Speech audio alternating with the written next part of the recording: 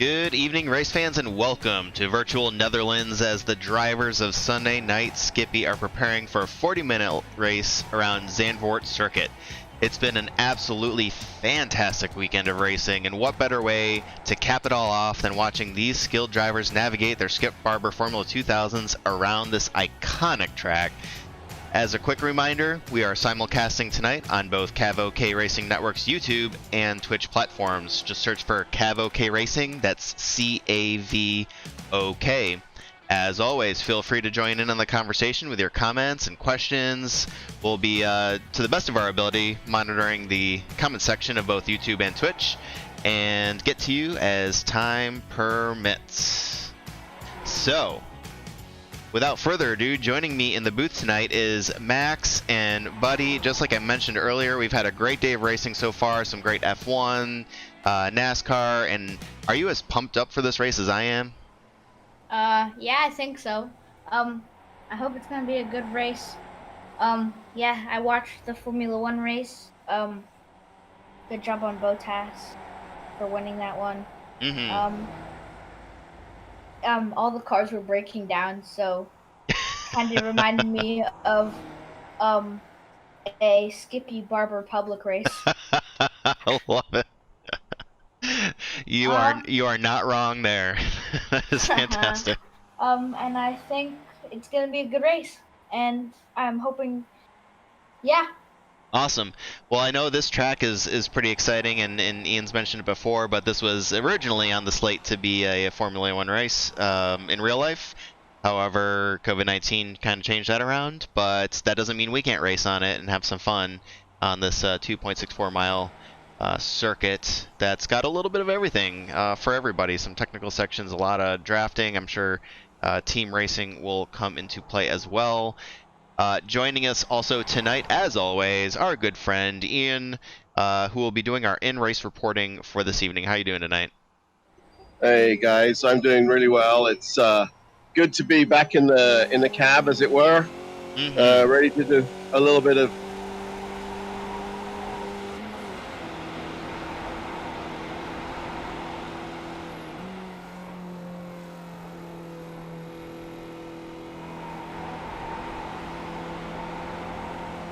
And we're riding on board here with Ian as he's coming around the final couple corners. Or no, I'm sorry, you're in the middle of the track here.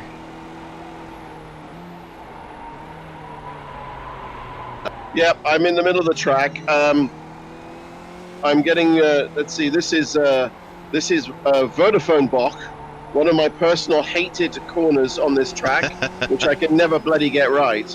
But I will try and work my way through. We're coming up to the chicane, which we'll go through very quickly. And we'll soon be on the back straight. Here we go. And coming up for the start-finish line, I think you'll see all these cars in front of me start to peel off or crash, as that one did. Is that Oliver? Yeah, in the Google car. To the pits. So here we go. We're coming up over the final corner onto the straightaway to start-finish straight. Put fifth gear, flat out, as fast as we can go. And you're going to lose me in a second because I've got to let go of the button. But we're going to get over down here. We're going to be slamming it all. We'll be slamming on the brakes here as he goes through the turn. Second gear, as we make that corner. That is a corner called Tarzanbacht. And then we get this little piece here, a little left-right complex to get a Hugenbocht. This is the first gear corner as we change completely direction.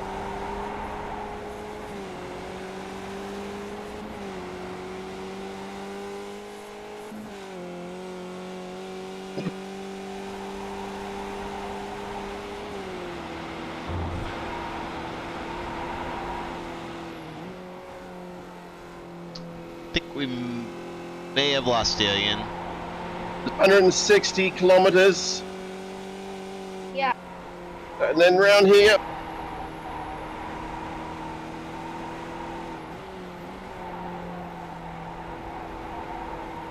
That one was Renault Bocht, and this is now Vodafone Bocht, which I'm absolutely useless at. I can never get this blasted corner right.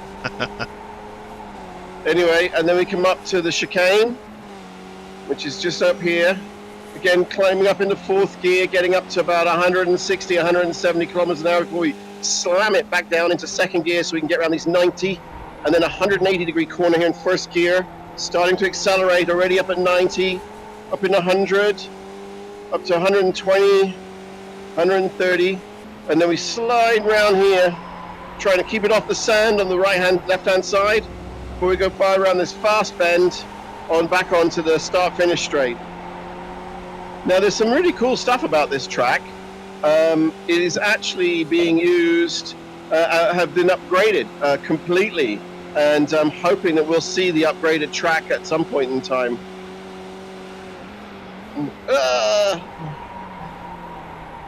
You might hear my tires squealing away. So Tarzanbach was named by a guy who they nicknamed Tarzan and used to have a vegetable plot there. How he used to grow vegetables in these sand dunes, I have no idea, but he was Dutch, so he probably was able to do it. Because you know how those Dutch are, they're pretty clever at this sort of stuff. But yeah, it is a really fun track. It's all built in sand dunes. The actual ocean is basically maybe a mile or two away from here. You can go and visit the lovely North English Channel, I think it would probably be, or maybe the North Atlantic. So yeah, there you go. Back to you, Chris. Awesome. Well, I know Sorry, before I let you go, I don't know if you've noticed the paint on my car. I was going to ask you if I needed to reload my training paints or not, but you seem to have some balloons, some celebration-themed. Let me get the rear chase on here so I can get the full view there. Yeah. Oh, wait, do you have a, on the side there, does that say Happy Birthday, Chris? Oh man, that is too much, dude. Well, I think we know who won the paint scheme contest for the week. Thank you very much, Ian. That is fantastic. Oh man, can't handle it. Well, we definitely ask a lot of Ian. Thank you very much for the track tour, and trying to talk and drive at the same time is a challenge for sure. So we appreciate you doing that for us, and everything we're going to talk about here going into the race as well. Fantastic helmet too, by the way. I don't know if that's supposed to be me or what, but we'll let Ian listen up to the driver's briefing. As you can see, everybody lined up there. And I've also got my pit crew in nice uniforms as well for you today. Oh, is that? Yeah, we'll have to see. I may have to change some settings in order to see those, but yeah. Anyway, yep. Well, appreciate that. We'll right now they're getting the briefings. Do you know, Ian, if we're going to be doing a split qualifying today, or is this going to be a normal one? To be honest with you, mate, I am not sure. It's a pretty short track, so I'm thinking they might do. I'm going to have to ask them privately again to repeat that, because they might have said it while I was driving. Okay. Well, we'll take it. We'll play it by ear here. I am showing currently that we've got 37 people that are currently in there, which is a pretty large number, and I mean, this is right on the border of a shorter, smaller track where we've had those issues before.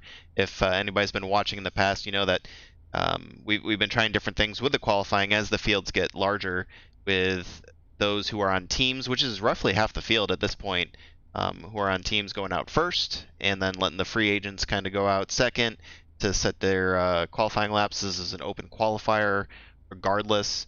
We did have some issues last race and prior to that as well, just with coordinating that, and you know, there were some folks who, nothing nefarious, but were able to gain advantage by getting an extra lap out of the way, versus others who came off the track just because the communication didn't make it to some of the drivers.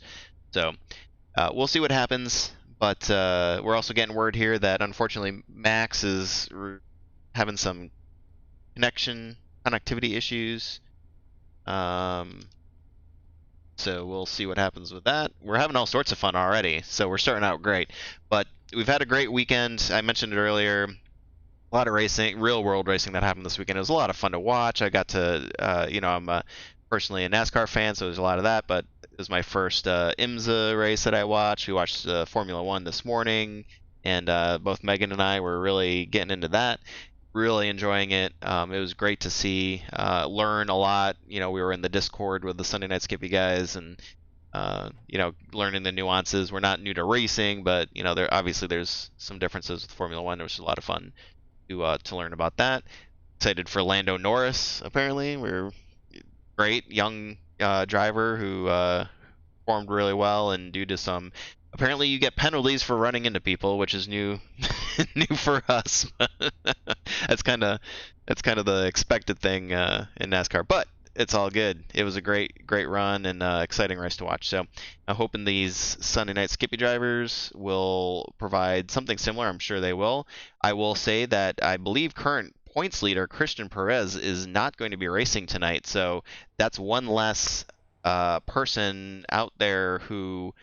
Obviously is typically up toward the front, and that's going to leave Edwin without a partner. And actually, I'm looking for Edwin right now. Yeah, okay, Edwin is racing tonight. So that's going to leave him without a partner, which is new for him, at least this season. So it'll be interesting to see how that goes as our drivers make their way out onto the course. Working on their qualifying times. Again, this is going to be an open qualifier. It does look like everybody's... Yep, everybody's coming out. Here we go. So we're going to be open qualifier tonight. Everybody's out on the course at the same time, teams and free agents, and they're going to be setting down hot laps with everybody on the track. Obviously, that creates a need for communication and getting in each other's way. For those of you who do not drive iRacing or Skip Barbers or what have you, not that there's other cars that have this technicality here, but on cold tires, on tires that have not been worn out too much, the car is really loose, meaning it's kind of like driving on ice a little bit. Not quite that bad, but that's how I would describe it. Kind of like driving on ice. Right, yeah. Now, you mean it's like driving on ice? Especially turn 8 there, that one, as you're coming down the hill, I wouldn't call it technically off camber, but yeah, you got to be real careful as you're going out, let the tires warm up a little bit, and then really set a hot lap. It takes about 3 to 5 laps for your tires to get into the right point where you can really race on them. So there you go, and that's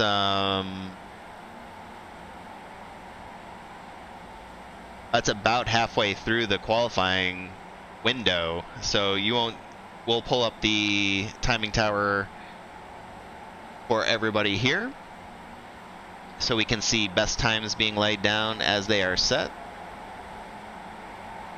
But you can expect those times to get faster and faster, and nobody's set an official time yet. That's why I don't see any times up there.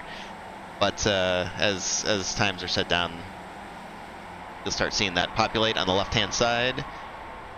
As we see Scott Dorkins go around, and that, just like we said, that's his second lap. That was his first lap other than the out lap. You can see it's real tough to control these vehicles, and you'll see that too. The tires reset after the qualifying going into the race. So we're going to have 36 cars, assuming everybody starts the race who's in here right now, all trying to make it through that turn 1. And really the first few laps is very difficult, especially when you're trying to navigate traffic as well. So looking through the field here, we've got some folks who've been in the series for a while, but I'm also noticing some new names, so we'll say hello to Antoine Dakashi, I want to say, and I apologize if I'm butchering any names. We will get to know you a little better as the season goes on. but rocking a fantastic paint scheme, and curious to see what he can do. Peter Nodwell in the 10 car. Welcome to Peter.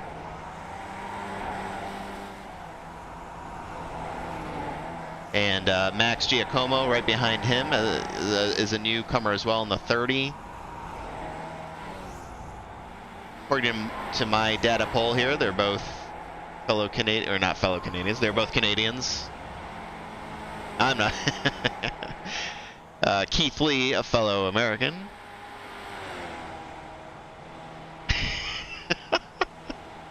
It's been a weird day.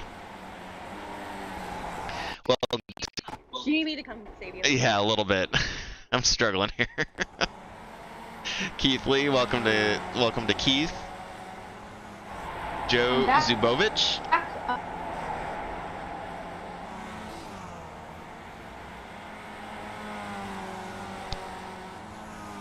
Max, are you back?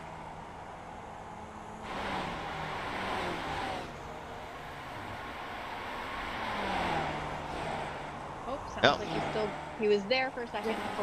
There for a second and Maybe not. we're really rocking it today here, folks. Rob Hop, welcome to Rob Hop. In the 23 car.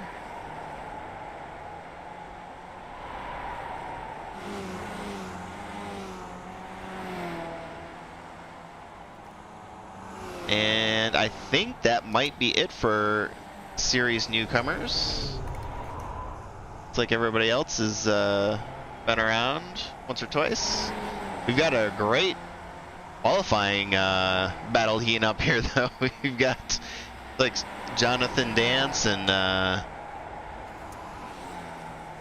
believe that's Chris Herrera. Or who is that behind? I don't know if Is you've that noticed, you? but if you come on my view, Chris, you might see a few other people trying to wish you a happy birthday. Is that? We're right along with you. That was you. I don't know how I didn't notice that. I can definitely see you from the blimp. You've got Jonathan and is that Don Parks? And I don't know who else that is ahead of you there.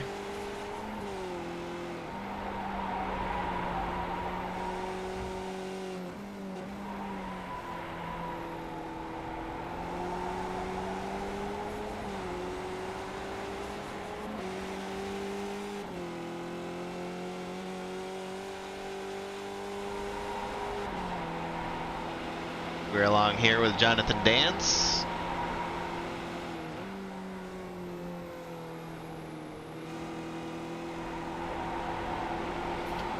Looks like he is currently trailing the 27 car of Daniel Pagowski. Ooh, makes a move on the inside.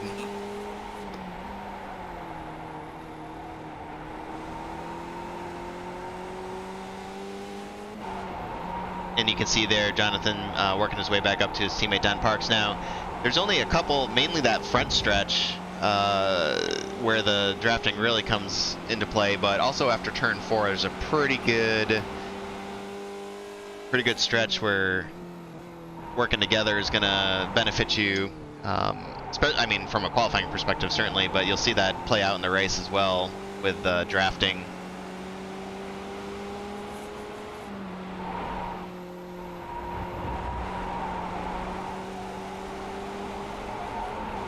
Edwin Viorino has currently set the hot time for the night, 1:53.919, very fast time.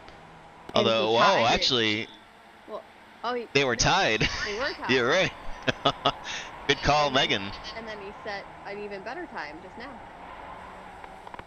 Not satisfied with the tie for the pole. I don't even know how they do that. But James Hauser now currently in second. Chris Herrera starting third.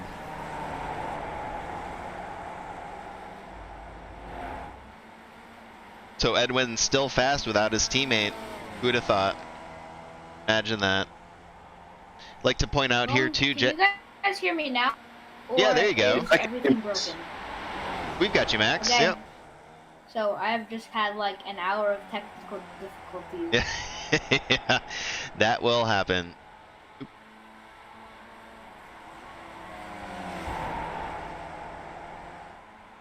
I lost myself there too.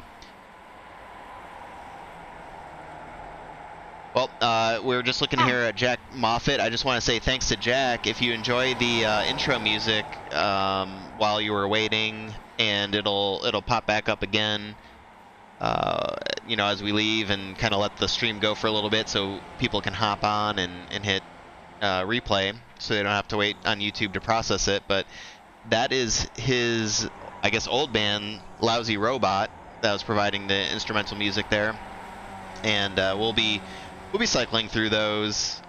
So if those of you who weren't aware, Jack was in a band, and it's fantastic music. I got to say, I really enjoy it, and we'll be working through those as well. But you can always YouTube the band Lousy Robot and get the actual, you know, lyric full versions of that. But yeah, there you go. Thanks to Jack.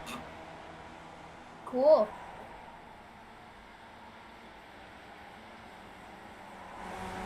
And Jake Ashe once again providing the finish line camera for Zandvoort. We do appreciate those. So anytime you, oh, somebody's on the lawn over there. Anytime you see those cameras, we've got Jake to thank for that. Puts in a little bit of work each week to make the broadcast just that much better. So thank you to Jake. Yeah.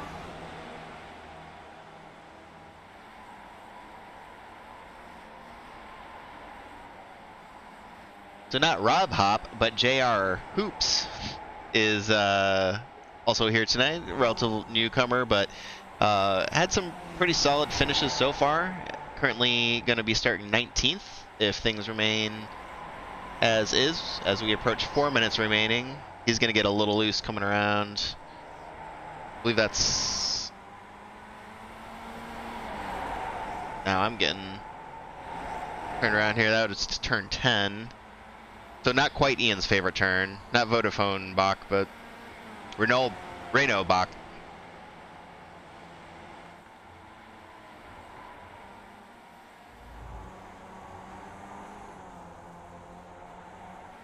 Looks like Carl Jonke has taken the second grid position. Carl, always a fast driver. Carl introduced us to a league, and I apologize, the name is not coming to me at the moment, but there's a oval Skippy league that used to exist and is starting back up here. I'll try to pull it up as we talk, but that was a lot of fun doing a recruitment race with them. Skippy's at Charlotte, I believe it was. And they have a very, I think it's like an 8-race season. And so if you're interested in that, I would direct your attention to, I try to pull it up, the Extreme Skippy Challenge. Extreme, that's spelled with an X. Extreme Skippy Challenge. Search for that on either the iRacing League site or Facebook. I believe they have a Facebook presence as well, so check that out. That should be fun.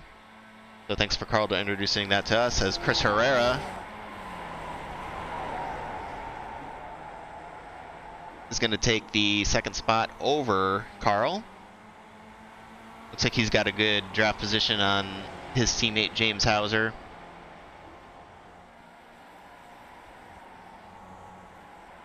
Looks like Edwin keeps besting his own time. Can't stop that man. 153.384. Now that's just silly. That is a fantastic time. Somebody just ran into the back of someone. No, it's not good. Just in the back of somebody. You did?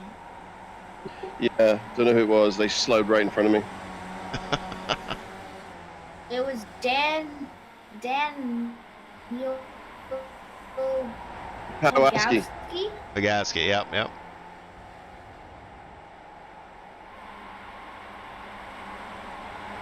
Name round. Looks like Edwin making his way around Ricky Burrows. Ricky also a relative newcomer. He's been here for a race or two. Great to see Ricky out there, though. He'll be currently starting toward the back of the field. With Rich Butler.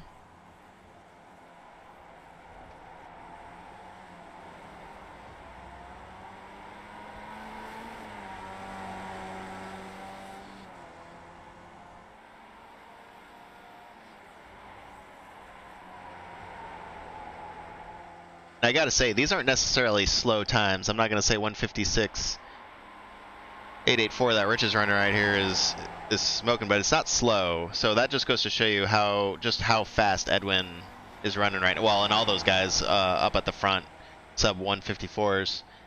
It's gonna be a real fun race to watch in that top 6 as Jason Bice actually breaks 154. That's great to see. Jason's got a real good shot here at starting up in the front. And that's the end of qualifying. Anybody who's out on a lap right now gets to finish. So we'll come over here to the finish line and watch as people end their qualifying efforts. And you can see on the left here as people either move up or down. Looks like Mike Bowers is going to move up to the 26th spot with his best time of the evening.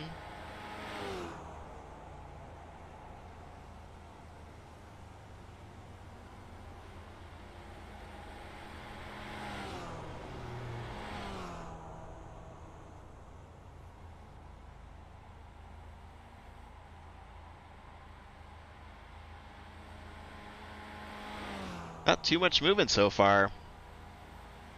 Not Nobody really. Yeah, No nobody big making crashes yet. Sean Tredick moves up a few, but I think that was Jason Bice. Pretty happy with his filling up in the 7th spot here, unless somebody can make a last minute run.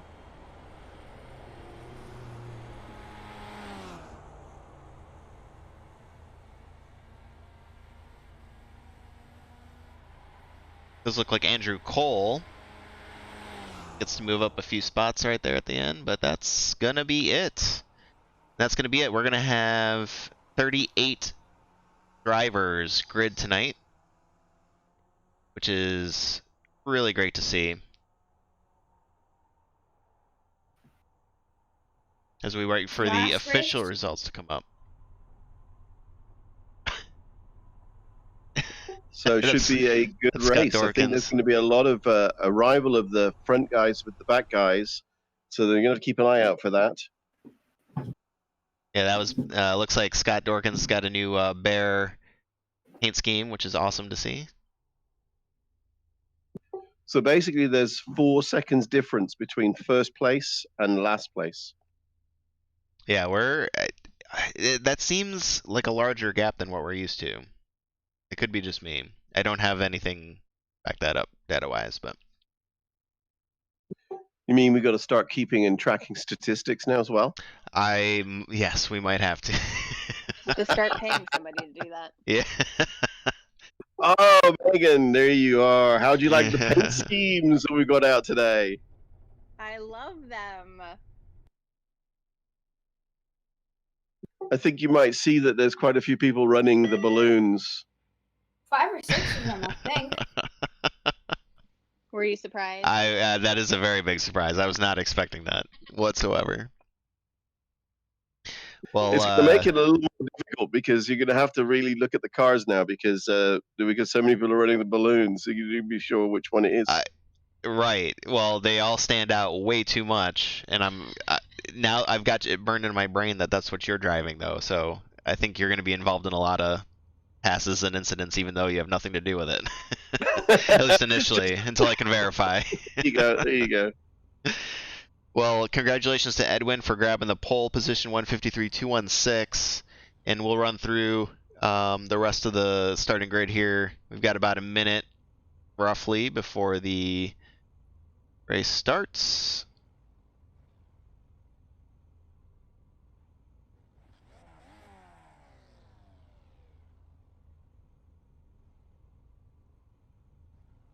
It's a big grid we have today. Very big. Yeah. It's great to see. And looks like there's the end of our list. So congratulations to all the drivers there setting down their times. It looks like we will indeed have 38 drivers that will grid for us here today. And we're approaching about 30 seconds left, so we've got 38 drivers that are going to be going down to turn 1 here, which is a pretty sharp turn. I guess it's qualified as a hairpin, but it's going to be interesting to see. So here we go.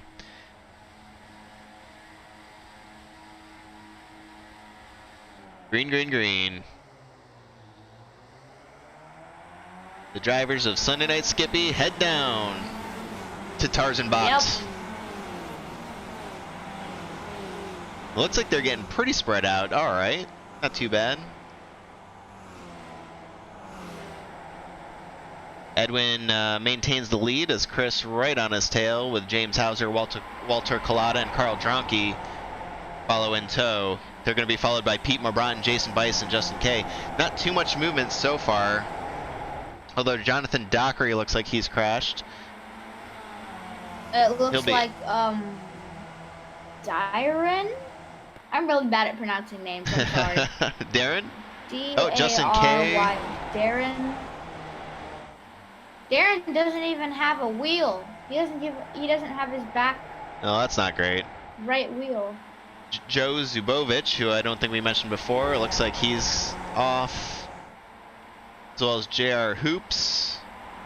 A little slow. We'll try to work our way back through the field here and see maybe what happened. Like Jonathan Dance, Oh, Jonathan, yeah. Steve Dewar. Crashed too. All right. Jonathan Dickery. Let's cut a little back here. This is the wreck with Jonathan Dance. Oh, somebody spun out in front of him. Oh, it was his teammate. Did he hit his teammate? Oh. It looked like it may have been. Oh, and then he caused a massive one. We'll ride along board here with Jonathan Dance. Yep, that is the 54.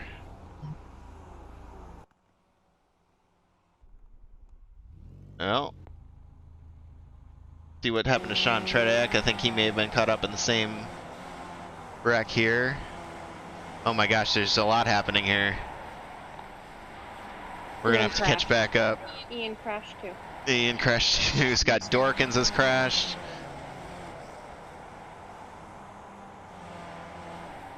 Oh, this was all aftermath here of the. Looks like Oliver Harley's involved. A lot of people involved with that. Do we get mulligans? No, that's the same crash. Ricky Burrows. We had a lot of people on that one crash. Yeah. Ricky. Oh boy. Yeah, they get going into the into the chicane there, and Ricky Burrows. On my screen, JR Hoops has no wheels at all, and he's just floating. Looks like Samuel Bridges also doesn't have a wheel. JR Hoops.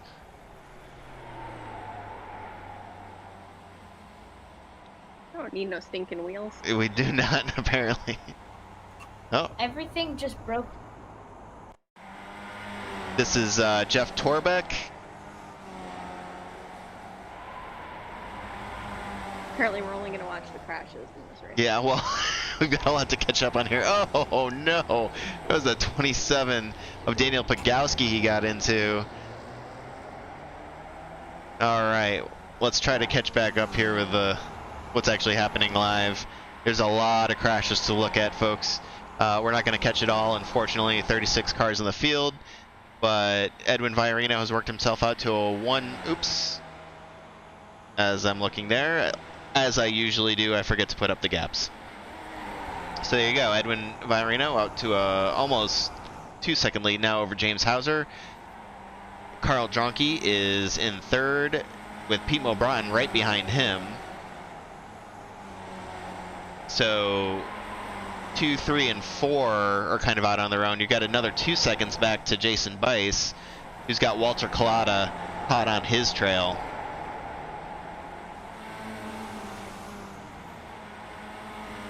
We've got a great race happening back here for that 10th position. Max Giacomo in the 30 car is working on Chris Herrera. I guess I should say for that 9th position. Chris Herrera's in 9th. I'm not sure what happened there. How Chris ended up a little further back. Maybe we can go try to check that out. Chris Herrera went off the track. Let's see what happened here.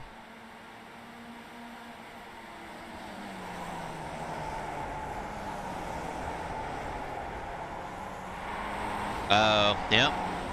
Just kind of got loose. No contact though. He's able to get back.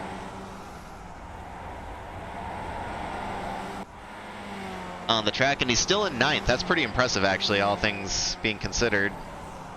And how safely he got back on the track with all those other Exactly. racers in there.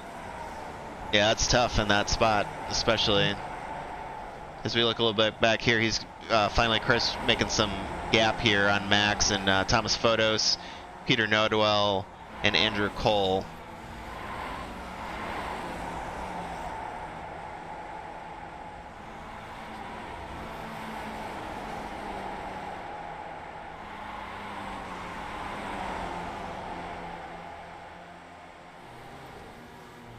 Great racing back there. A little further back, we've got Keith Lee being followed closely by our own Ian and Rich Butler behind him as they're trying to track down Barry Stockdale for that 17th position.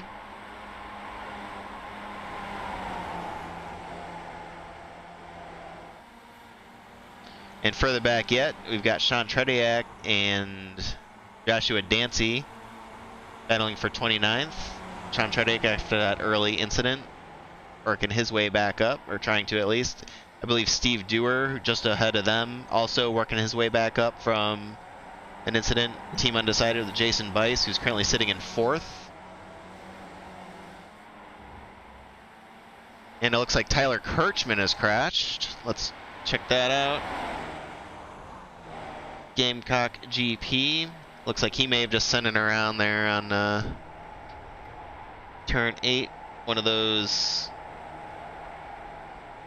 Ooh, and that's tough for those guys who are falling up behind, because usually you're going all out on that turn and really swing it wide. So good on them for avoiding the slow traffic there of Tyler, but no contact. He'll make his way back up. He's still in P13. If you look back here,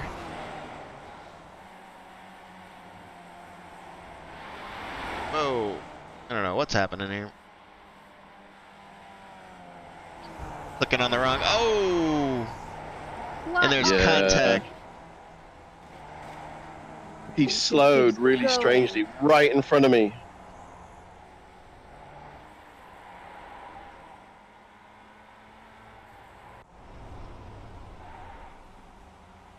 All right. Let's check back up here with the leaders. Edwin Viorino has now worked himself a 4-second lead over Pete Mobron, who is battling Carl Jonke.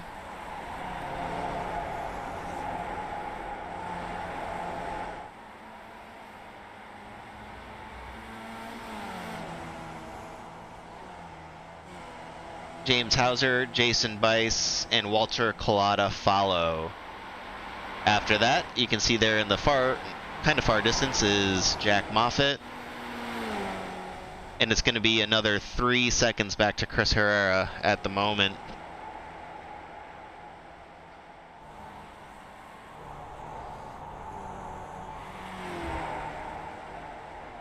Chris Herrera working his way back up from a earlier race spin.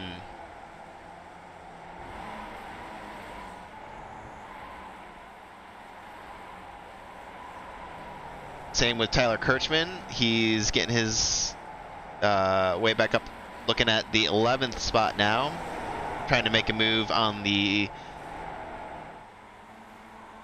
51 of Andrew Cole, which he's able to pull off as they head down into the chicane.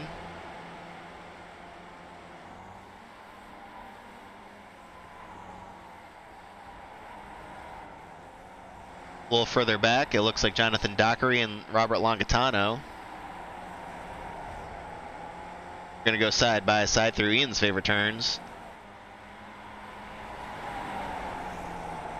Jonathan Dockery clears Robert, securing 19th place, and he's got Rich Butler 2 seconds ahead of him. It looks like Steve Dewar has crashed once again. Let's see what happened here. Looks like he was going down into the chicane. Yep, just got a little loose. Once again, though, no contact, although his front wing there looks a little loose. I don't know if that's from an earlier incident or not. His downforce may not be what it should be, though.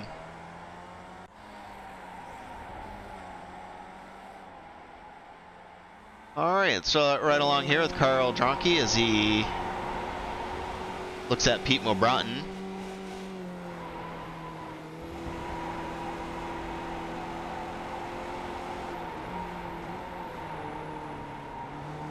Reno Bocht and Vodafone Bocht are very difficult turns, very wide.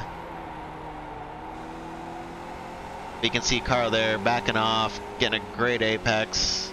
Taking a little different line there than Pete.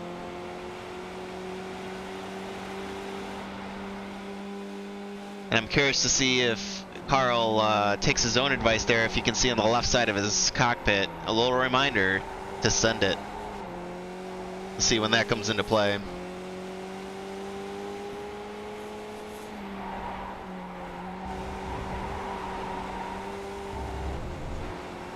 Right along here with Scott Dorkins in his bear-themed car. Jake Ashe goes by.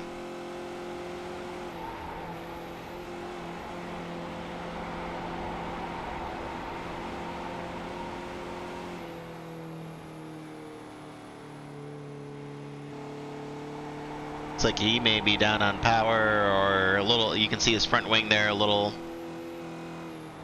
damage as well. He may not have the handling back on the car just yet. Looks like we got an exciting race here with Thomas and Max.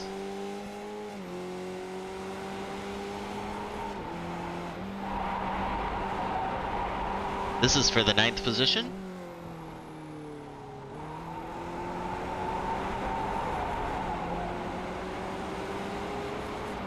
Thomas had just passed Max actually here for P9. But he's still got a solid 7 seconds up to Chris Herrera, who's sitting in 8th.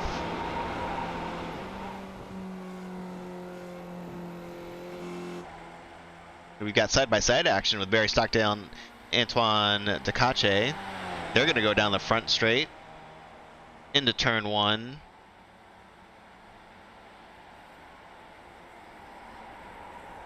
No, I'm sorry, that's, yeah, no, that's Barry Stockdale. So it looks like Barry's going to cede the position, lock up the brakes a little bit.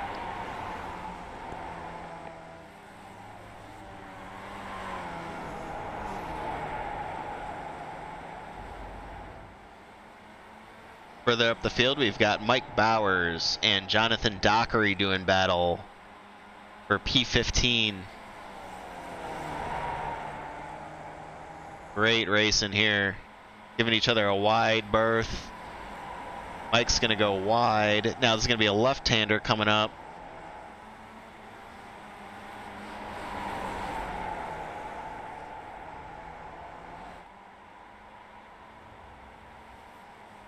Jonathan not giving him any room.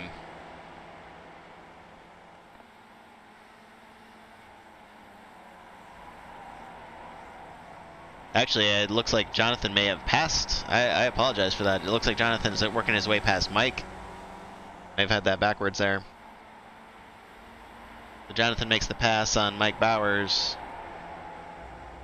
and works his way into P15. Although he's got 20 seconds to make his way up to Jeff Torbeck in P14. A reminder, this is a 40-minute race with a forced pit stop because of limited fuel load. So the need for a pit stop here will certainly shake things up.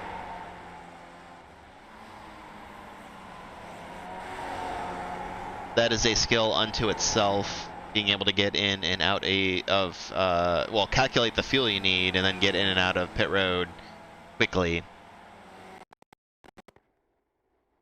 Oh. There we go. We'll check in with Andrew Cole, who's holding off Peter Nodwell for P12. Great run by these two.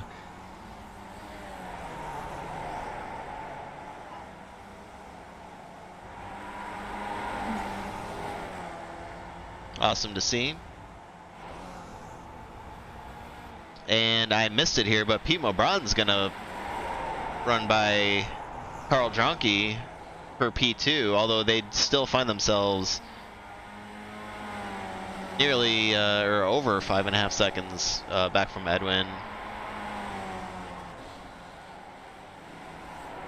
No respite in sight at the moment.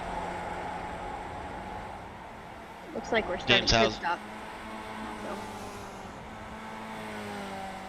Well, Ian's kicking us off if he is. That's good. No, I got an unsafe release from my pit crew, so I have to serve a penalty. So here I am serving my penalty, and maybe they'll put some more gas in my car. Maybe I won't have to come back in again. There you go.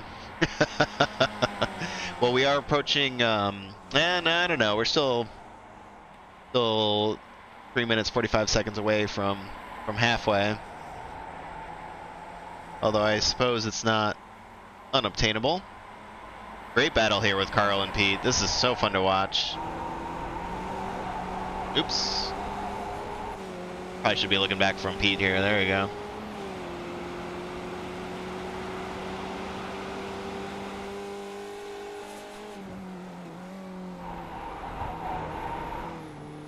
Actually, we'll look back here too at Chris Herrera slowly making his way back up after an early race spin. He's got Walter Collada ahead of him, Jack Moffitt just behind him. These are all very fast drivers, consistent drivers as well, which is great to see these guys doing battle. Until Pete and Walter are teammates, and Chris and James, who's currently sitting in 4th position, are teammates. And Chris is going to take it wheel to wheel, heading down into turn 1. Walter will give him the position, give him the room. And now Jason Bice has become a team running on empty sandwich.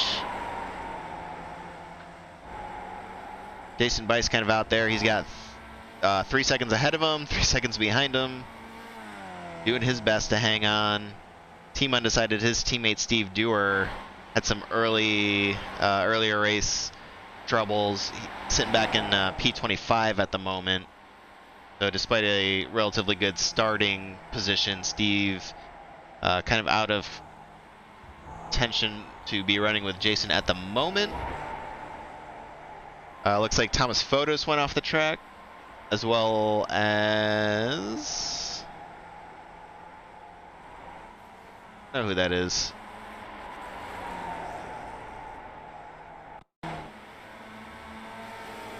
Check it out. It's Thomas Fotos.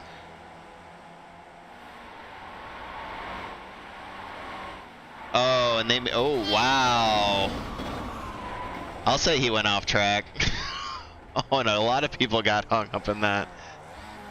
Oh my goodness, was that Daniel Pagowski? It's right along here.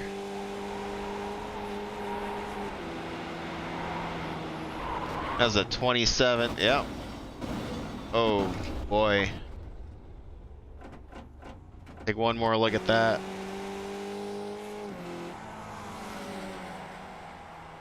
Whoever was right behind them too looks like they may have got caught up.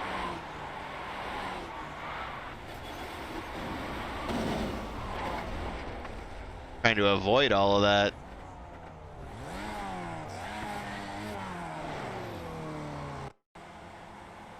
And not to belabor the point, but let's, yep, that was Max. Trying to avoid it. Loses most of his car. All right, well.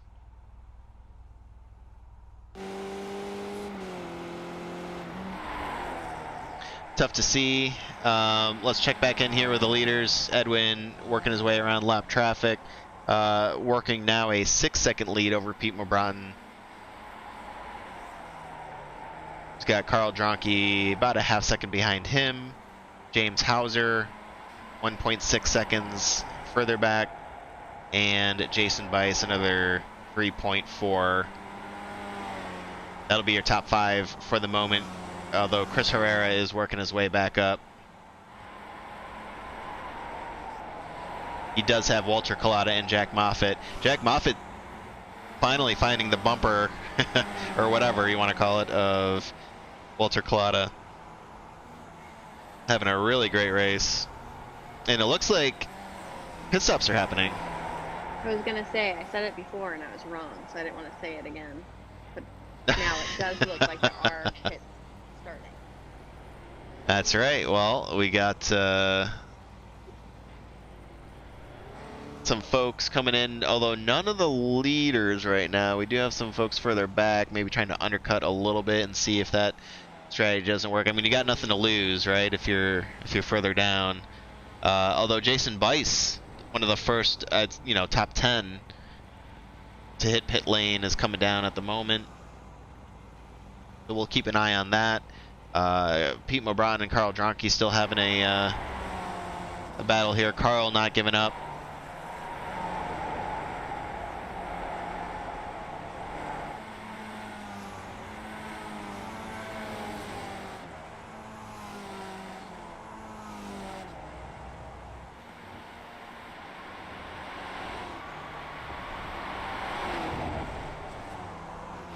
And you can see here now lap traffic becoming a real factor on this shorter course. Not a ton of places to pass, although I guess in some places the course is plenty wide. It's certainly not like others. Thinking of Belle Isle, some other places where it's much more difficult. You can see the 30 car of Max getting out of the way. Looks like Pete and Carl. Jason Bice is coming out, although Jonathan Dockery is in.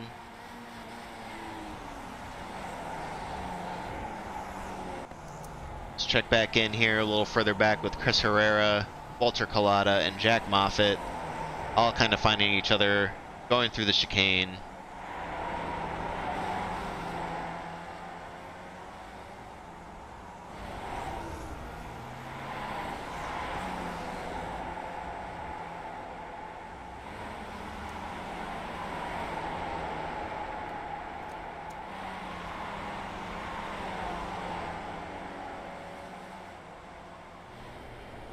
Pit row sounds a bit busy. Yeah, we're getting real busy here. It looks like everybody's kind of making their way through. All of the leaders actually. It's like Edwin, James, Carl, Pete, Chris, Walter, Jack, Tyler. So most of the top folks. Peter Nodwell is the first person not to pit, and he's gonna, at least momentarily, not even, he's still 3 seconds behind Edwin. So Edwin comes out, and let's take a look here real quick at pit lap. I want to bring that data field up so you can see who's pit and who has not. So really, Pete Mobron, the first driver back who has actually pit along with Edwin.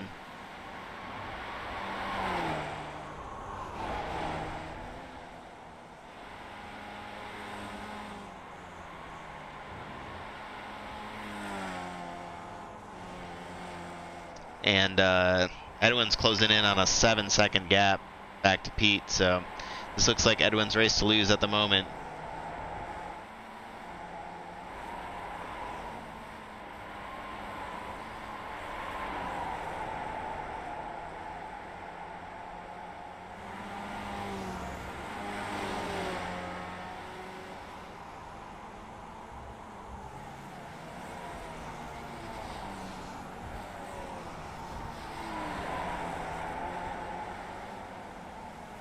Lot of action.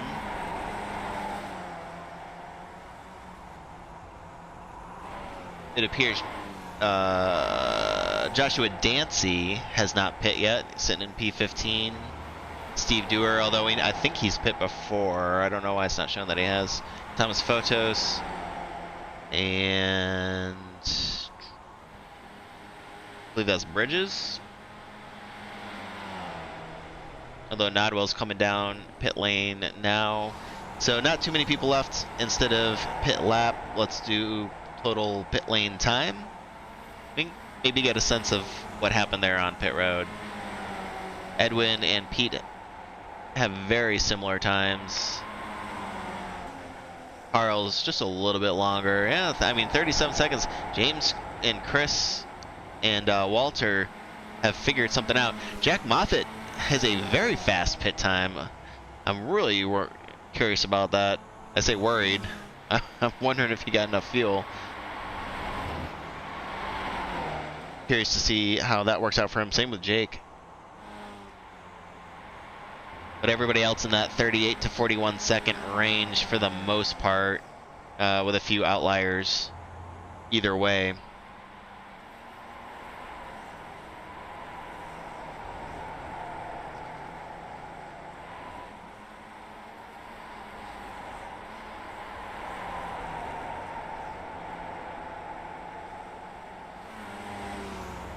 And as Max still works on his technical difficulties, hopefully he can get that figured out. Sorry, Max.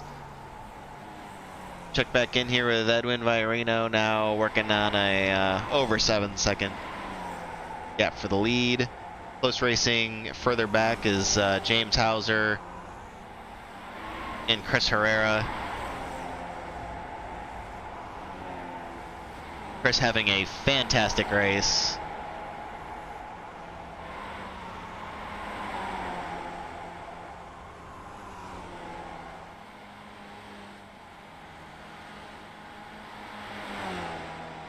Oh, I'm sorry, we're looking at James.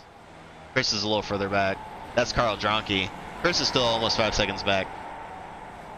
Although he is still having a fantastic race. P5 after a spin, I would take that. Please and thank you. But Carl and James having a great battle.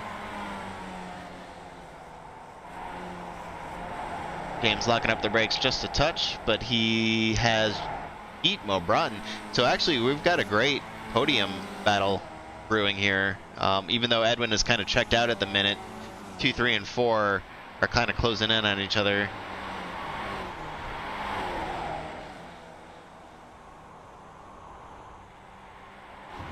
Also, Walter Collada looking at 0.7 seconds back from Chris Herrera and Jack Moffitt, kind of behind them.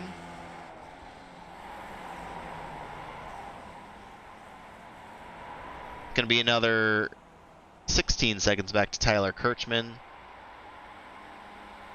who I believe he had early race troubles as well, so it's great to see him in P8 at the moment. Peter Nodwell having a great race too. He had stayed out probably the latest of anybody, and he's still able to hold on to a top 10 for the moment. He's still got 4.6 seconds back to Andrew Cole. who will round out your top 10 there. Jason Bice, not sure what happened there. He's running a little higher up. He's currently sitting P11. I did not see anything in the log.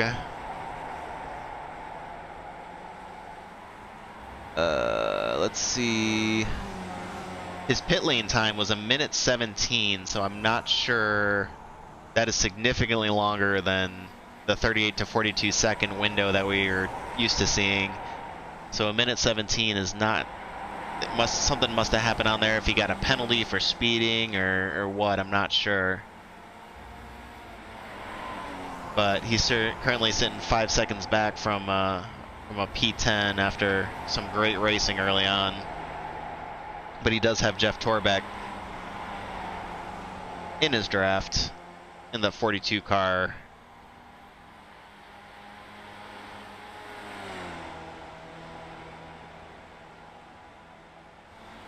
And Ian's looking on at that battle.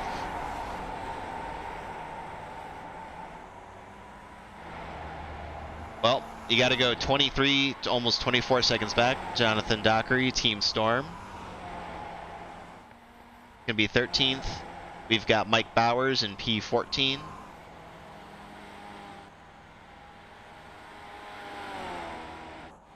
Jonathan Dance, about 4 seconds back, sitting in P15. Robert Longitano, Thomas Fotos, and Jake Ashe. And about almost 7 seconds back, there is Joshua Dancy and Rich Butler with Sean Trediak right in tow. And actually, Sean's going to send it. Speaking of sending it.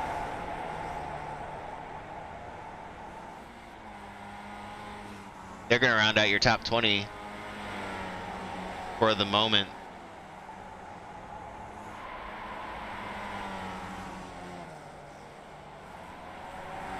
Well, let's take a minute and ride along here with Carl again. This is the battle for second.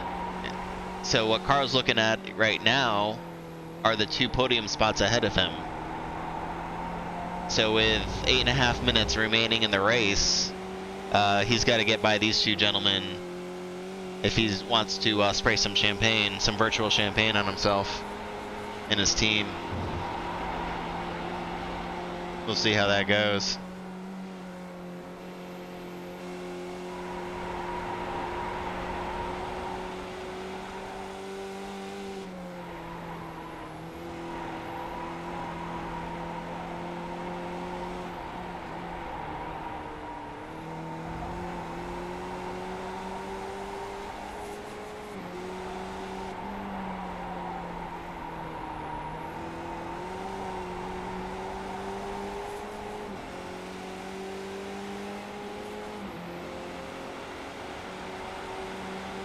It looks like Thomas Fotos is going to work his way around.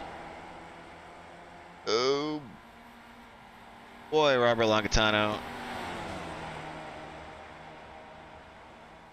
And it will stick. Head down into turn 1.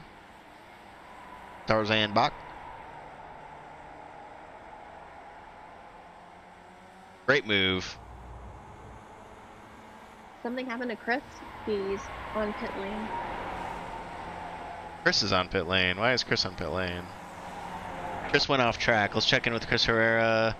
He did not run out of fuel. There's no way. I mean, he is team running on empty.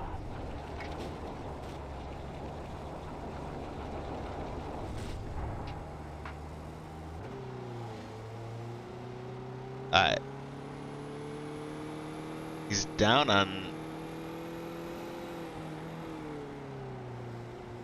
I'm not exactly sure what happened there.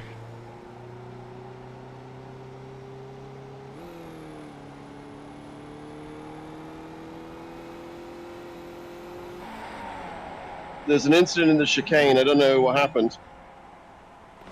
Then in the chicane. Somebody called Lee.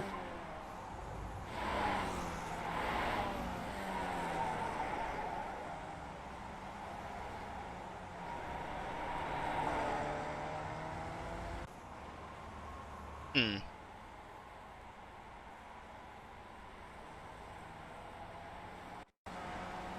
Looks like he may have just been on his own there. Tough part of the track, you know, I believe the real world chicane is a bit wider than that now. They've widened the track, but in this version, in this iRacing version, it's quite skinny and quite technical. So no surprises there. Edwin Villareno out to almost a 10-second lead as we approach 5 minutes remaining in the race.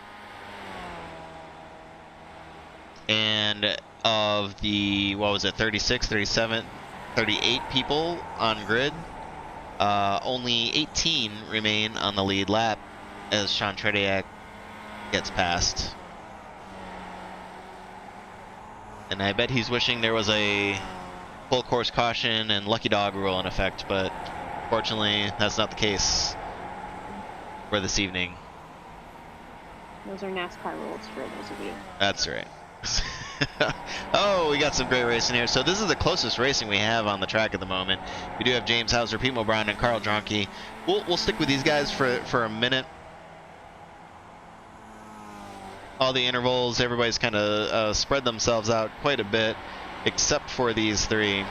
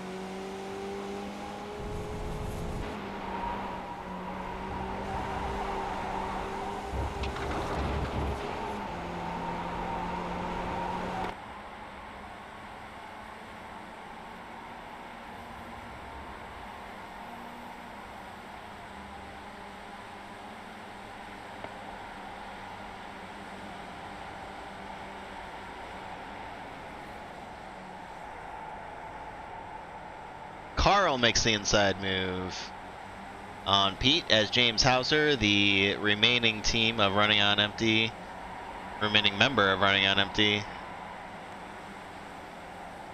able to maintain that P2 for the moment.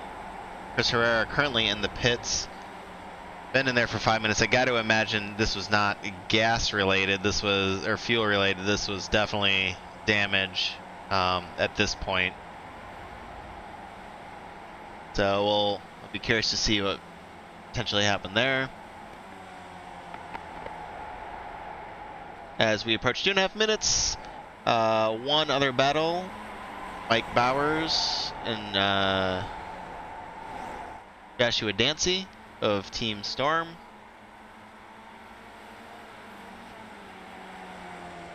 Looks like Mike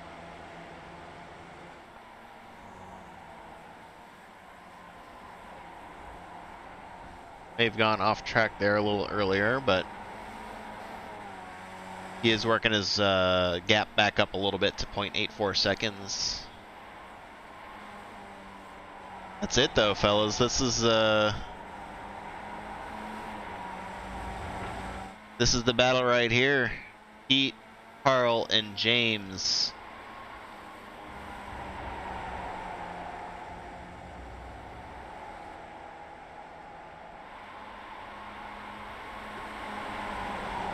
One and a half minutes remaining. Edwin has passed the start-finish line.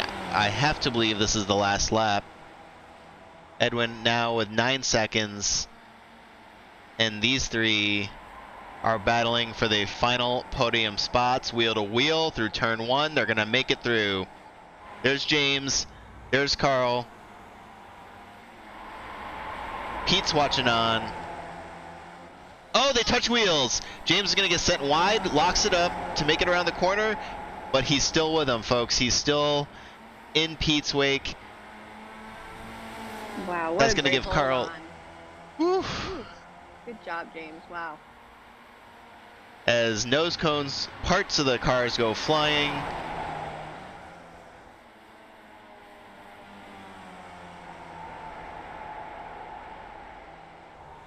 Edwin Viorino working his way through Renault Bacht and Vodafone Bacht. As these gentlemen, not too far behind, you can see James' nose cone is now gone, though. It looks like because of that, he will have to remain in their draft until the last moment. And it looks like he can't even do that. James is backing off, so it's going to be Carl and Pete Mo-Broughton working their way down into the chicane.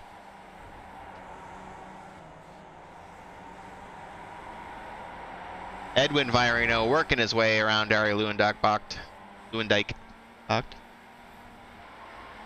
Can't speak. Oh, and Carl sends it wide. But can he get up there? Edwin Viorino's gonna win. Edwin Viorino crosses the line, but Pete Mo-Broughton makes one last final charge as Carl sends it wide on the final turn. Oh my goodness. Some great racing there. Walter Collada.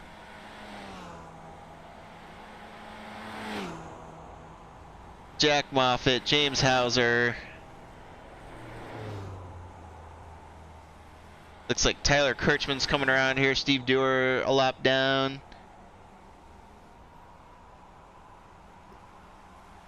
Here comes Tyler. Peter Nodwell working his way around the final turn.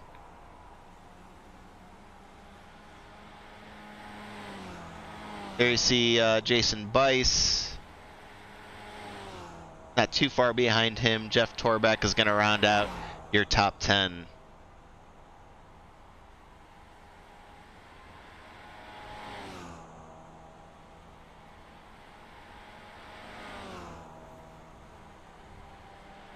See Daniel Pagowski and Oliver Hartley, both a lap down. Crossing the finish line, and then you can see the distance there back to Jonathan Dockery and Jonathan Dance, who are battling out here for the 11th spot. So look, it's going to be Dockery and Dance. And Ian crosses in the Happy Birthday to Me paint scheme. Thomas Photos will finish P13. Mike Bowers. Joshua Dancy. And Robert Longatano. Jake Ashe sliding it sideways. I don't know if we get bonus points for that, but there you go. Well, that was something else, wasn't it?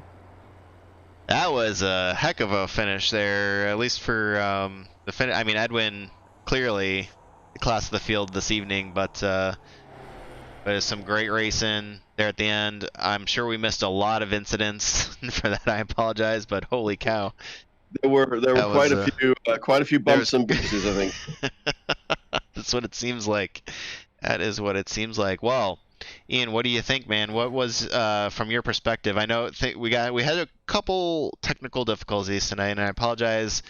Max was also having difficulties. That's why you weren't hearing him at all, and we're trying to work through that. But unfortunately, we'll try again for next weekend. But outside of all of that, how was the race for you?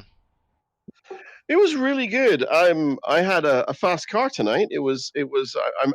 I'm actually quite disappointed with my finish.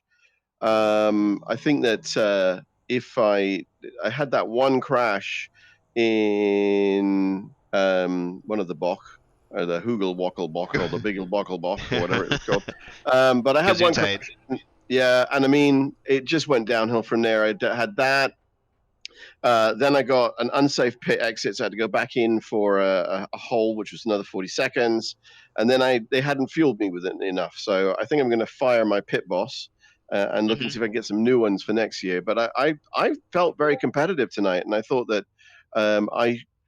if I hadn't had those issues, I think I would have finished a little bit higher than I did. Yeah, I mean we've been here quite a few times, and so you got to imagine that you were at least somewhat comfortable with the track, and it just comes down to, sometimes it just comes down to the luck, and if you're gonna get caught up something or not, and That is just absolutely true. I mean, unfortunately, this time I got caught up with somebody who just slammed on his brakes right in front of me, and I ran into the back of him. So technically my fault, but we'll see. I'm going to go have a look at that. But all in all, that was a tough track for that many cars, and I think everybody did really, really well to do as well as everybody did, if you see what I mean. Yeah, no, absolutely. I couldn't agree more. To your point, it's a very tough track, and when you put 30, did I say 38? I keep forgetting the number. 38 vehicles on there, whew, kind of good luck. And so the fact that we had as little incidents as we did, I'm sure all the admins will review anything, which we do for anybody who's watching. They admins do review everything to make sure that the racing is clean. We actually did release a driver recently because of intentional wrecking, which is just not something that we tolerate, as frustrating as it can be. That's kind of what makes the Sunday Night Skippy League great, but it's a very welcoming and it's a learning environment and all that. But at the same time, you gotta keep your head on your shoulders to some extent. So as we scroll through the finishers here, we got a few people here lined up for the interviews that I'd like to talk to. So let's start bringing them in. We'll start with Team Storm here. Jonathan Dockery of Team Storm, who had a very solid finish of P11 in tonight's race, and I'm sure he's pretty excited about that. Jonathan, how'd you feel about the race tonight? After the wrecks, it was okay. The first After lap, I don't think I've ever seen that many cars in a Sunday Night Skippy race wrecked out within a half a lap. So once the field got thinned out a little bit, is what you're saying? Yeah, practice went great. I was top 8, and then qualifying, I got stuck solo, so it put me in the back. But it was fun. I mean, that's my highest Skippy finish I think that I've had. Awesome. Yeah. No. I mean, it was a great racing that you had. I believe. I think my data might be off there. It said we were up 16 spots, but that might be wrong. I think Either way. Oh, okay, maybe that is right then. Yeah, so that's great. That's a great working your way up through the field. Solid. Did you have a strategy going into it at all, or were you just like, hey, let's survive through the first couple laps and then turn on the boosters when we can? I don't know. All week I've been working on a setup, so I've asked Pete Broughton and them, and they all think it's weird because I run a really low brake bias now, like it's 50. And then my ARB is kind of low too, so they're like, I don't know how that works, but and then I've been able to keep up. I can't beat them, but I've been able to draft with them. So I was hoping to qualify top 8 and stay with the lead pack, but once I qualified the back, and then Dancy had computer problems, so he didn't get in until late. So it was just trying to survive basically at that point. But I pitted. We had talked on the radio, and I was like, I'm gonna pit 3 laps before I need to because pit road here is rough anyway. So I figured if I get in and out of pit road clean, I figured there was either going to be penalties or a wreck getting into pit road if they were running tight up front. So when I pitted, I came out of pit and I gained 2 spots, and it was like, this is going to be all right. Well, it was a lot. Actually, I don't even. To the new qualifying. Yeah, so we were talking about that potential for a new style of F1 style qualifying, but I'm really excited to see if we can't make that work. Where are we next week? Actually, I was trying to look for that. VIR North. VIR North. Oh. Excellent. And you can kill him later, but because Ian told me, happy late birthday. Thank you very much, man. I appreciate that. Well, I what do think my you? VRR race last week was pretty good, so I'm looking forward to next week. Awesome. Well, I'm looking forward to seeing you, man. This is something to build off of. You got this close to a top 10, and I'm really looking forward to see what you can do next week at VIR North. Great, I think a great portion of the VIR circuit. So, yeah. Well, congrats again, and we'll talk to you next week. Thanks, guys Take it easy, mate. and lady. Oh, That was Oh, some she's gone. racing. that was Uh, awesome. let's see. Who we can Let's choose bring next? in. We're gonna bring Jack. in Jack Moffitt because he had a great P5 finish. It looked like he was kind of working his way up, very consistent race, and kind of want to get his. First of all, I want to bring him in because I had a little bit of time and I got to feature his music for the intro music, and we'll do it for the out music as well. So I just wanted to personally thank him. So thank you, Jack, for that. But also get your thoughts on how the race went. What a great race. I think I was pumped up after watching the F1 come back. It felt like Lando. I got awesome qualifying. I was doing pretty well in qualifying, but I was kind of by myself, and I got behind a couple people and pushed back a little bit. And then I noticed Edwin was behind me. So Edwin passed me, and then I hung with Edwin for a lap instead of killer lap, which put me in the top 10 on the grid or so. And then, man, there were some terrifying moments. Jason and I were just talking about that in the other channel, like coming around the whatever that left-hander turn, I guess 4 it is or whatever, the really banked one, and you could just hear crunching as cars were rubbing and stuff, but it turned out okay. I think I earned 7th place pretty well. I was chasing down Walter, and then I got really well. I got lucky and picked up a spot because Chris Herrera, I think, got into somebody or somebody got into him in the back section. And then I don't know what happened to James Hauser, but I passed him, I think, on the pit straight on the final lap. Maybe he ran out of fuel or something. I don't know. I didn't see that one. Yeah, no, now I'm trying to think. He was battling there for second place, and now for the life of me, I can't remember what. This is embarrassing. I can't remember what the heck happened to him.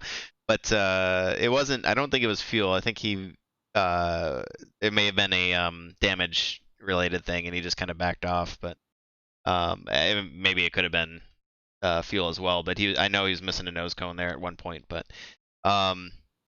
anyway. I just wanted that was a fantastic race. I think that was just going into how consistency and I say this all the time, but you guys kind of make it look easy, but it's not. And you went out there, you ran your race. It seemed like you were racing the track and not the people, and it worked out superbly for you. So it was really fun to watch you kind of work your way up and end up with a P5, which fantastic, great to see. Yeah, my goal in this season was to get some top 10 finishes, and so far I've been pretty close a couple of times, and I was kind of surprised I managed to blow past that right into the top 5. So. Yes, sir. Well, we're watching the replay here on lap 1. It looked like you barely missed Don Parks there, which could have ended up with a completely different end to the race, but yeah, well, and sorry, we're getting comments coming in here too. Viva Edwin, just want to say no. Viva Jack, Viva Edwin. So there we go. Anyway, any shout outs you want to give? You got sponsors that you want to recognize, or? Yeah, I'll give a shout out to Nikolai, who can't be here this week. He's off in a cabin in the woods, I believe, with no cell service. So I was on my own, but I'm sure he would have been up here with me. And sure miss him. It would have been nice to have him during qualifying, although I guess can't complain about Edwin's draft. But yeah, thanks for the broadcast, and see you guys next week. It was good fun, mate. It was good fun. It was a good race too. Awesome. Thank you very much, Jack. We'll see you next week at VIR. Awesome. Cool. Yeah, that was a great race by Jack. I was really excited to see him finish that high, and yeah, and especially without his teammate. I guess I didn't realize Nikolai was in a cabin in the woods, but good on him. I'm kind of I jealous, to think be it's one of honest with those you. don't ask, don't tell things, isn't it? Oh man. All right, well we'll bring in Jason Bice, who he started fantastic and still finished great. He had a top 10. A couple of spots down though from where I think he might have ended up because he had a little bit of a long pit stop on pit road. Jason, what happened there? Yeah, it was a little long in the tooth. That was a bummer. But it's kind of funny. Somebody called out in practice, "Hey, make sure you practice your pit stops because if you don't go in there correct, like on rails, it'll nail you." So I don't know what I did, but the damage definitely could have been a lot worse than it was. So I should probably count my blessings. Yeah, I mean, all things considered, that's not bad at all. Walking away from that with a P9, but because I looked up, I was like, man, how did he end up that far back? And I almost thought I had an error on my data here, showing how long you were sitting on pit road, but No, clearly Jason not. just But that's a pit entry.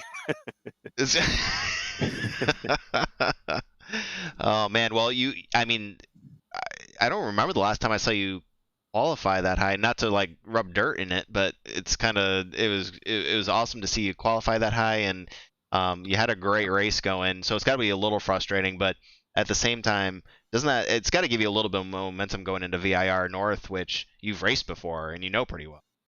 Yeah, for sure. Zandvoort's actually one of my favorite tracks. This is our third season racing it. So it first came up in the rotation back in January, and we're actually going to see it again at the end of this season.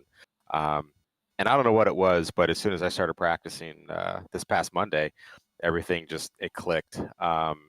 It felt like I really didn't lose what I had figured out last season, which tends to be a problem, at least with me. Takes me a couple days to knock the rust off. So that was nice. I've been able to put some good times down this week. Had a good race in the pubs. So yeah, definitely disappointing if you subtract that 40 seconds. I think I lost 4 or 5 spots, but like I said, that the damage from that could have been substantially worse. So that is probably the last I will complain about that. Well, I think we'll know what you're going to be practicing going into the revisit of Zandvoort later in the season, for sure. For sure, yes. Well, while we have you here, certainly not the only admin, and I don't like to put things completely on his shoulders. I know, obviously Ian and James and the other guys put in a lot of work as well. But since we have you here, is there anything that you guys got cooking up? Things to look forward to, or things that you've been discussing, or anything you want to throw out there and start some rumors? So Walter, you say that like you almost know the answer. It's called a setup, Ian. It's called a setup. Oh, right. Cool. Funny, a softball pitch. Yeah, so as you know, at the beginning of the season, we actually expanded our team of officials. So we have our 3 admins, Ian, James, and myself, and we also added 2 stewards to help lighten the load. And Don and Walter have been extremely helpful. Walter and I have been talking quite a bit about what we could do to potentially solve the open qualifying issue when we have a really short track like we had last week. The holy grail of qualifying for a lot of our members is an F1 style staged qualifying, but iRacing doesn't support that natively. Walter is a software developer, so am I, and he found a couple tools that we could use that we might be able to leverage in order to get a pseudo F1 style qualifying. So he's been really heads down on that this week and doing some testing. There's a couple kinks that still need to be worked out. But it's looking like it might be feasible. And we sent out a survey to the membership yesterday, got a massive response really quickly. I think so far we've got like 38 responses, and to get that response level in a 24-hour window is amazing. So thanks to everybody who filled that stuff out. That really helps us plan. But we got a really good idea for how long we should make the qualifying, what people's tolerances are for shifting the schedule just a little bit to make it work. But I think if we don't implement it this season, I'd like to, but if we can't get there in time, I think we'll definitely be able to tee it up for season 4, assuming all the testing works well. Yeah, I think Well, I that know should I'm be a lot excited of for fun. that. I'm Yeah. looking forward to that. Yeah. And I know that it's going to be a bit of extra work, but I think that from a broadcast perspective, I think it's going to make it a lot more fun, and it's going to allow us a bit more leeway in covering, or at least when I say us, I mean Megan, Chris, and Max. But it's going to make it a little easier for them to cover the qualifying session, and then from a driver's perspective, for those of us who probably won't be in Q1, it's kind of fun to kind of see everybody else and what they're doing, and maybe pick up a couple of ideas of something to make us a bit better on the race. Yeah, that's a great point. I hadn't even thought of that, Ian. That's a really good point. It's definitely going to make the broadcast that much more exciting to watch. I know personally, as an F1 fan, qualifying is my favorite day of the week. I love the race, especially today's race. That was a blast. But qualifying, generally tends to be my favorite aspect of it. So if we could replicate that, that's awesome. Yeah, for sure, for sure. Yeah. That is going to be. So I know it's going to be more work, but I think it's going to be a huge amount of fun. I think so too. A lot of support for it, that's for sure. Sweet. Awesome. Yeah. So Chris, happy birthday. Hey, thanks, man. I don't know how many times you've heard that already. I don't know if Ian told you what he did, but he went through all the channels earlier and had everybody tee up a paint for you. So hopefully that worked. I do appreciate that. I'm gonna say that I feel just a little bit older than I used to, but I certainly it was awesome. I really appreciate everybody calling that out. Thanks to Megan for spilling the beans in the first place. But yeah, it's, I was trying to get all the car numbers to be the same specific number, which I thought would have been amazing, but unfortunately we weren't able to quite do that. Everybody's 27, right? That's okay. Yeah. 27. Yeah. I hear you. It's Dream last on, time my I friend. woke up without hurting. Yeah. Okay. Well. Well, I appreciate it, Jason. We'll see you next week at VIR North, and thanks for everything that you do for the league. And I'm looking forward to this new qualifying and excited about the things that you guys are doing. It's great to see that the team here is not resting on their laurels, but you're always thinking of something new to make it just that much better, which is refreshing. And I know the folks who watch and the folks who race really appreciate that. So thanks for all you do. Thank you, and you as well. It's one of the reasons I jumped into the booth was we haven't talked in a while, and I just wanted to say thanks to you, Max, Megan, Ian, for everything that you guys do for the broadcast. I know it's a highlight for a lot of people, certainly myself. So thank you guys. Awesome. That's well, fun. It's our pleasure to do it. Yeah, and yeah. Okay. Well, cool. We'll see you around. Right. Take care. See you. Bye, mate. All right. Well, let's. Pete's James over was there in now. Let's have a chit chat with Pete. Pete's still in here. He had a great race. He ended up, still a little bit behind Edwin, but it was so fun watching that battle between, Pete and Carl. And well, James at the very end. I don't know what happened to him. Hopefully, we can get him back in the interview standby booth. But, Pete, great last lap, especially. But we were drawn to you guys in the last few laps, especially after the pit stop. So talk us through all that. I'll tell you what, I've had a conversation in PMs, and I've actually got Carl in my stream chat right now too. I think we're all kind of agreeing that's some of the best racing we've had in a while. That's probably my favorite race out of the last week, 2 weeks. That was an absolute knife fight for the last 3 laps. Crazy. Mm-hmm. So I thought I had gained a little bit of freedom in the pits because I was able to, Edwin, of course, did Edwin things. And he just stepped in. He had things to do. But Carl and I were pretty close. I managed to get, I think, a 1.6 second or 1.5 second jump in the pits. So I felt that Carl was a little bit quicker than me, especially coming out of that T4 hairpin.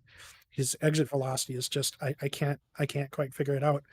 I was hoping it was going to be enough But then, I had some, James caught him, and obviously James and Carl know how to hunt someone down. And then I had an Mhm. unfortunate timing with the back marker, that right-hander after Chevlar, where I got pushed to the outside, which means you have to drop a gear and scrub your speed or you're going off. And then it was on. Us three trust each other. So when the gloves come off, they get thrown to the ground hard. And the sends are going to happen. And it was great. That's what you sign up to the service for. Yeah, and we're actually watching the replay now. It looks like, talking about trusting each other, that the contact there between the 38 of Carl and the 75 of James looked a little bit like netcode. I did not see them actually make contact there, so that's unfortunate. So hopefully they get that squared away. But either way, it was fun to watch you guys kind of battle it out at the end, and I think that has a lot to do with it, just the trust that you guys had to race each other clean, and it was uh, especially coming into that last turn there. I know that Megan especially was screaming as Carl went off into the into the grass there, so it was a lot of fun to watch toward the end. And your teammates with Walter Collada, correct? And I'm trying to if the full field strategy here. He came home with a P4, so this is a great finish for your team overall. Yeah, I mean, if you couldn't tell from the matching paint schemes, yes, we are teammates. Yeah. So, and I meant to ask you earlier because Max actually was the one who brought it up with the Futurama. Who inspired the paint schemes? That was actually something we had found. It just made sense with the Galactic Send, but it sounds like next time you look at that replay, just a little wink, wink, maybe refresh your paints and see how that looks for you. Oh, okay. Was that not the? I was wondering about. I had heard. We'll do that right now. Anyway, Ian, you got any further questions for Pete while I'm trying to figure this out? I don't know. I mean, I never see Pete on the track because he just like leaves, and I'm sort of, I watch the wake of his car as it sort of disappears off into the distance. The only time I see him is when he comes to pass me and yells at me to get out of the way. But no, I think that I'm starting to look at the replay now, and there's been some nasty little bumps and bruises that went on, but generally speaking, it looked like a good race. But you guys were racing really hard, and I'm so impressed. That's so cool. Yeah, that's anytime Carl and me are in the last couple laps, last couple corners, last lap or two. Yeah, that's going to happen. I think we both really appreciate being able to race that hard with each other. I know I sure do, and I know Carl. When I saw those wheels dip, my first thought was, "There it is," and my second thought was, "There's no way he's lifting." when we got around to the straight, and he's like, "I wasn't lifting." I'm like, "Me either. I know." Oh man, that's fantastic. That's awesome. Hey, Pete, yeah, I mean, it's always fun to see Edwin blow everybody away, and obviously very, very hearty congratulations to Edwin, well earned on the victory there. But it's just so much fun when you can look back and see some really great racing happening between some really skilled drivers, even not for the technical lead here, but a great podium finish for you, and we look forward to seeing what you can do on VIR North next week. And unless you got any shout outs, so always ask your sponsors, your family, or whoever you got. Yeah, I got a few. So this season I am still racing with Speedworks Sim Racing Esport. So they've been helping me out with all the support I need. Also, the Sim Racing Tools, one of the collaborative sponsors. And most recently, I also want to give a nod and a shout out for folks to check out Snail Racing. I've recently started working with that community in a coaching capacity in a structured weekly session that they're calling Race to Learn. Really, really good group of folks, similar culture to what we have here with Sunday Night Skippy. Very much a highly supportive learning environment where the entire purpose of it is to help each other get better. And I think there's a lot of folks, even in the Sunday Night Skippy League, that would really, really enjoy what they're doing over there. So go give them, check them out. That's again Snail Racing on YouTube and Twitch. Again, marvelous folks. Lots of knowledge there on tap for anyone who would like to improve as a driver. That's fantastic. I'm definitely gonna go check that out. Yeah, Right. it's I actually have I've been following those folks for a little while, and I've just recently joined up, and I'm hoping to pick up some tips from Pete in his weekly. Is it weekly, Pete, or is it every 2 weeks you do the race to learn thing? Yeah. So every Saturday they have a structured race to learn session for a couple hours. Lately, we've been doing track walkthrough as well. So we'll be doing skills development drills for next week we'll be looking at how to set up passes. The mentality that goes into it. But it's basically every Saturday, and then they will also have community races every Sunday and practices and so forth. Excellent, excellent. Well, I'm hoping to be there next Saturday. All right, sounds good. Yeah, thanks, guys. I'm really glad Awesome. you enjoyed it. That was great fun for us as well. Good stuff, Awesome. mate. Good stuff. Well, thanks, Pete. We'll see you next week in Virginia. Thanks, Chris. All right. Well, Ian, I think we got it pretty much covered. Megan, you got any final thoughts for us? That was a great race. I loved all of the action. I love a good crash. So, especially in these types of instances where no one gets hurt. That's Maybe true. that's my NASCAR instinct. So, I thought this was an awesome race. I enjoyed all the hard racing that we saw. Some really incredible, also safe racing. I want to call out a lot of the times where we got to see a couple of off tracks where the drivers had to get themselves back on the track and maneuver around other cars safely and without kind of affecting their positions. And so I also think that's always an important thing to point out, as well as how difficult that is. In addition to, you are eager to get back on the track and not lose as many positions, but you also have to be respectful of everybody else. And I thought those that we saw today were really good at that. So just another great race. I'm glad to be back, and it was a nice race to come back to, especially, and another happy birthday to my lovely husband. Oh my Megan, gosh. I would like to say it's good to see you back. Good to have you back. I wonder how you doing. I want to hear you doing more than just talking about paint. That seems to be a bit fluff, And I'm sure that you've got some things in there that you really want to say and probably haven't said them, but you should let it loose next week maybe. But a couple of things I'd like to say. One is, I'd mentioned earlier on that I felt much more comfortable on this track and I was doing well. I'd like to give a shout out to Jonathan Doherty, because he has spent some time working with me and helping me out to get me a bit faster. So very much appreciated, Jonathan. If anybody, and I know he's made an open offer to anybody in the league who's interested. He's more than happy to spend a bit of time working with them to see if he can get them faster. So just ping him by a DM and see what he can do. So Jonathan, I think that you might find that might explode now, and you won't have any time for yourself. But there you go. Awesome.